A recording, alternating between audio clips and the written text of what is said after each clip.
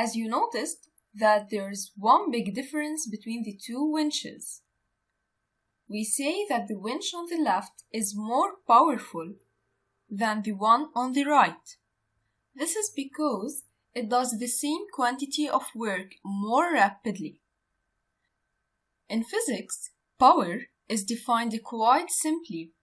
It's the rate of doing work or the rate of energy transfer. So to calculate it, we simply divide the work done by the time it takes. So power is equal to the work done divided by the time taken, and recall that the work is being done on the object by a force. The force causes a body to move. In this example, the force is causing the lift of the man. So the work is the measure of energy transfer when the force moves an object through a specific distance. So when the work is done, the energy has been transferred from one energy store to another. For example, the energy is transferred from kinetic energy into gravitational potential energy and vice versa. Recall that the energy is neither created nor destroyed, however, it transfers from one energy store to another. So, we say that the energy transferred is equal to the work done. And by substituting for the work done in this equation, the power, which is equal to the work done divided by the time taken, is also equal to the energy transferred divided by the time taken after substituting the work done by its equivalent amount of the energy transferred.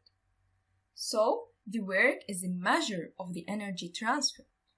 The units of power are watts, named after the Scottish engineer James Watt. 1 watt is equal to 1 joule of work performed, or 1 joule of energy transferred in 1 second. The winch on the left takes 4 seconds to lift the load. The power of this winch can be worked out using the formula P is equal to WD divided by T, where the work done is 14,000 joules as we calculated previously, divided by 4 seconds, which is the time taken to lift the load. An answer of 3,500 joules per second, where joules per second is equal to the watt, so the power is equal to 3,500 watts. Now, if the winch on the right in the figure takes 10 seconds to raise the 70 kilogram mass in the same height, which is 20 meters, what is the power of this winch? So, we apply the formula. The work done divided by the time give us the power. The work done is 14,000 joules divided by 10 seconds, an answer of 1,400 joules per second, which is equivalent to 1,400 watts. Let's check it.